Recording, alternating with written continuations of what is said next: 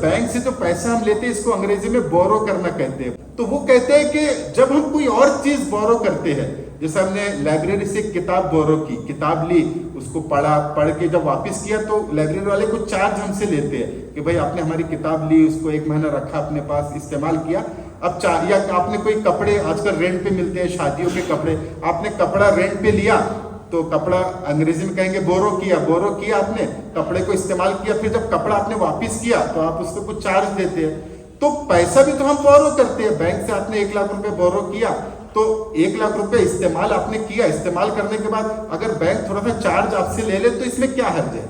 तो इसका जवाब यह है कि इस्लाम जो चीजों को देखता है वो 2 तरीके से देखता है। इस्लाम में 2 तरह चीजों को देखा जाता है। एक चीज वो होती है जो इस्तेमाली चीजें होती है, जो यूजेबल चीज होती है, जिसको यूज करके वही चीज वापस की जाती है। जैसे आपने लाइब्रेरी से किताब ली तो वही किताब आप वापस करेंगे, या आपने कपड़ा रेंट पे लिया तो वही कपड़ा पहन के आप वापस करेंगे, या आपने गाड़ी किसी से रेंट पे ली तो वही गाड़ी को आप इस्तेमाल करके वापस करेंगे।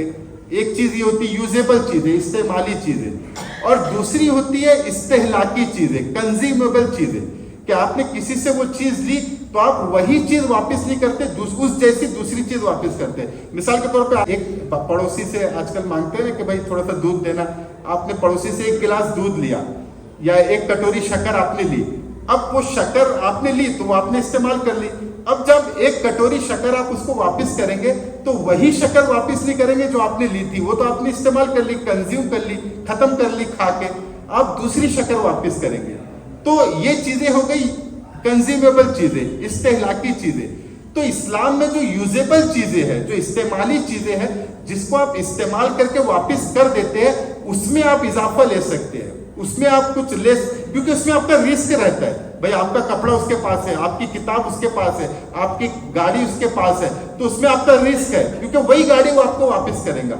लेकिन जो कंज्यूमेबल चीजें हैं उसमें आपका रिस्क नहीं रहता। मिसाल के तौर पे पैसा है, आपने किसी को 10,000 रुपए दिया, अब वो वही 10,000 रुपए वापस नहीं करेगा, वो तो खर्चा करके खत्म कर देगा, अब वो दूसरा 10,000 वापस करेगा और इसमें आपका कोई नुकसान नहीं होगा।